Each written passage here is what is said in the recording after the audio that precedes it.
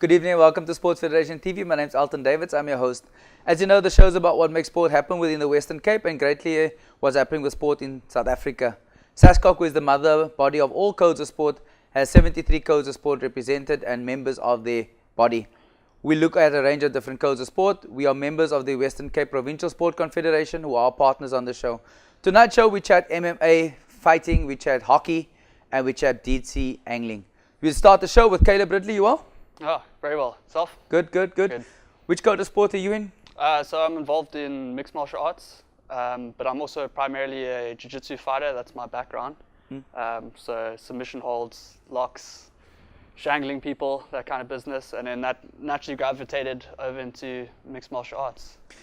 Explain the core concept of jiu-jitsu, because people think it's a bit of karate, it's a bit of judo. What makes jiu-jitsu so special and different? Jiu-jitsu is a unique discipline because the fundamentals of it are involved with having a smaller guy taking on larger opponents. And with that, you have to use a lot of technique, a lot of principles of leverage. There's many dynamics and principles that go into jiu-jitsu. But it's a sport that doesn't involve any strikes. You're using throws, you're using takedowns. And once you're on the ground, you're using positional dominance or even fighting from the bottom to incapacitate an opponent without using strikes and blows, like I mentioned. So, like I said, it's all down to using the body mechanics in ways that it can't go. Elbows can only go this way; they can't bend that way. But in any which way that you can force a guy to tap out or black out, that's what you're looking for in jiu-jitsu. Okay. How long have you been doing jiu-jitsu? So I started jiu-jitsu in about 2008. And it's something I've been doing ever since, and it's something I think I'll carry on doing my entire life. It's one of those sports where you can pick up at any moment, and you can literally pick it up right there, and you can be taught certain techniques, certain moves, and you can just keep training forever. The impact's not too heavy. You get bumps and bruises and knocks just like any sport, but yeah, it's something that's more of a lifestyle that you can carry on throughout your whole life. Okay. Let's take a look at some footage and see what this is all about. Check this out. That was a demonstration of a jiu-jitsu session. Caleb, jiu-jitsu happens where? In Cape Town. Yeah, there's many academies in Cape Town. I'd actually say out of the whole of South Africa, Cape Town has one of the biggest followings for jiu-jitsu. There's a lot of top trainers who are world-class, high echelon in the ranks of belts, who are teaching here in Cape Town, and the tournament, the amount of tournaments we get, it's risen, and the bar's gotten higher every single year.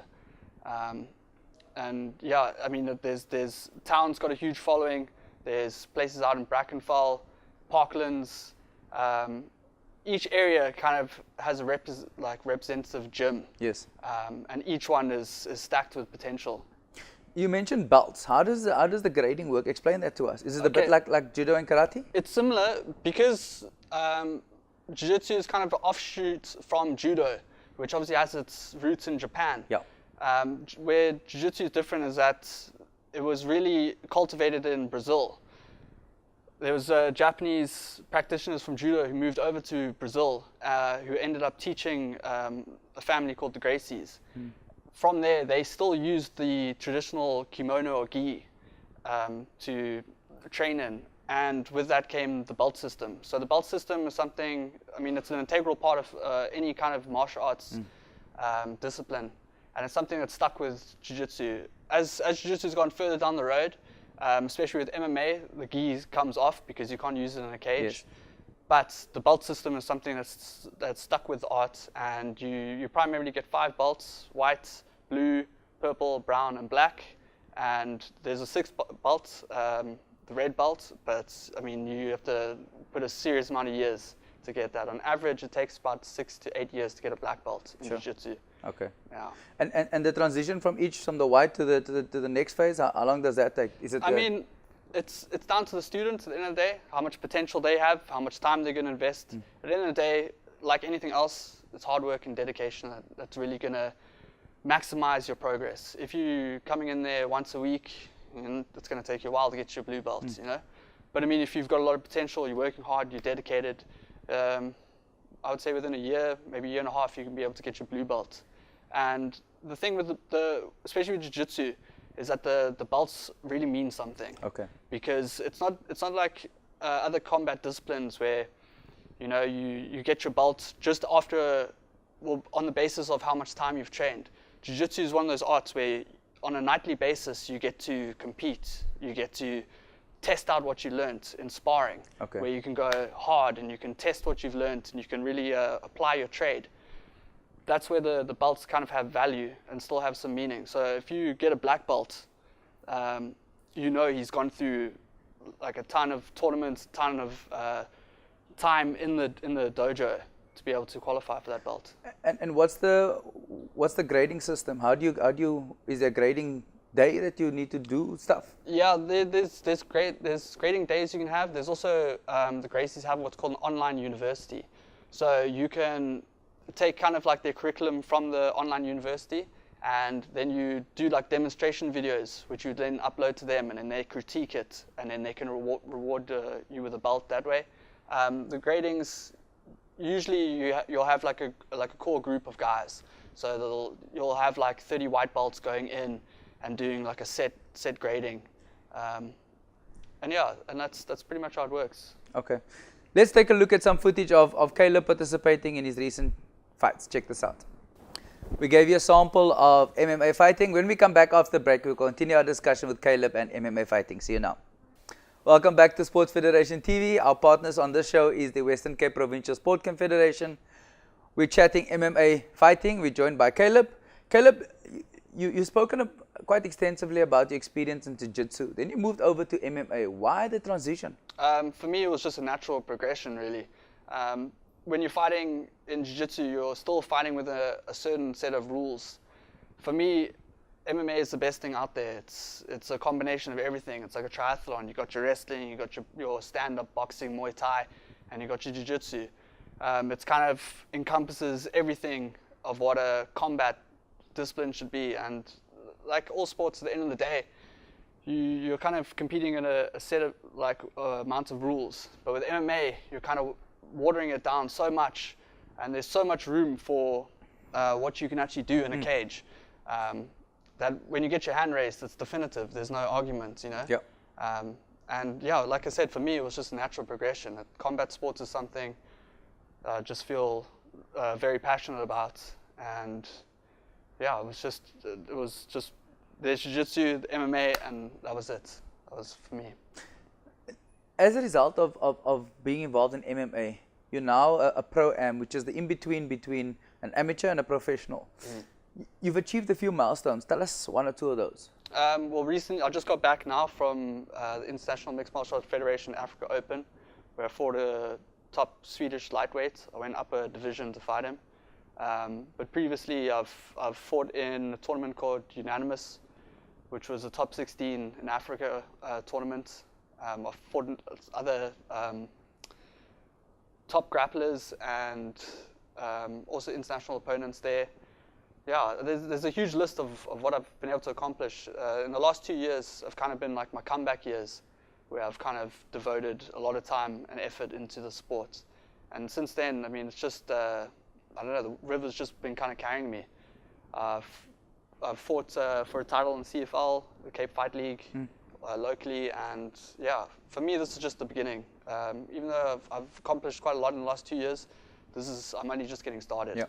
And mixed martial arts then is a combination, like you said, of a range of different combat sports put together, and you can use any or all of the above for when you're in the cage. How do you manage to find out in your head right at that very moment which is the next move to make? Because I mean, that's quite technical and quite psychological to a point. Yeah, that's a very good question, and it's one I've thought about a lot. For me, I try not to overthink too much. I think sometimes if you focus too much on one thing, you kind of miss the bigger picture. For me, in my personal opinion, it's what I like to call the inner man. Like we all have the inner man in us. For example, I think we've all been in a situation where we've kind of driven somewhere and our mind's been somewhere else, and we get there and we think, geez, how did I don't actually remember driving here? Or if I say, you tie your shoelaces. If if I went back to when you were a kid and I'd asked you to tie your shoelaces, it would be this very complex and difficult thing. Yes. Now it's something you don't even have to think about. And fighting is the same kind of thing for me. When I go in there, I try to keep my mind as clear as possible. And the techniques and the strategies that I've learned in training are just something that should just be a natural response. It's not necessarily that I'm thinking, oh, okay, cool, I'm going to try to break his left arm. If the opportunity is there, I think my natural ability will just be able to do it. But yeah, That's a bit rough, eh? Break someone's arm. Well, it's a sport at the end of the day. This is kind of like what's involved in it. It sounds rough, but it's also something you need to do. I've been in the position before where I had a guy's arm and he would not tap, and I had to take it past that point. It's like it sounds really like mean, but I mean, if you show the guy mercy in that kind of situation, and I think, okay, cool, well, I'm not going to take it past the point, and I let it go, and we stand up, and he knocks me out cold. You snooze, you lose. Yeah. Yeah. Yeah. So you got to have kind of a killer instinct, and you got to know when your opportunity is there, you got to give it everything you've absolutely got. Definitely. For those of you who remember, a few weeks ago I mentioned this, that the hardest part of any activity is the preparation. There's a 10,000 rule by Maxwell who says that you need to train correctly and perfectly for 10,000 hours to be a success. And if you're at that point, when you get to the starting line, like Caleb says, it all comes back to you naturally, and it's second nature because you've trained in that way. Does that summarize it? Yeah, I couldn't agree with you more. That's exactly how I feel about it. If you want to be successful, if it's in martial arts, if it's in any kind of discipline, at the end of the day, it's hard work and it's dedication to your craft. And you got to try commit to excellence and get as far away from average as possible. Caleb, how do people follow you? Are you on Instagram, Twitter, Facebook, all of the social media They can stuff? find me on Facebook and also on Instagram. My account's Q6 Reaver, just a Q6 Caleb, sorry. And yeah, that's my two outlets, Facebook and Instagram. I've also got a YouTube account that guys can also check out. You just type in my name and you'll be able to find my videos. That will be cool. Caleb, thank you for your time. Good luck for your next competition. Thank you so much. When we come back, we'll be chatting field hockey. See you now.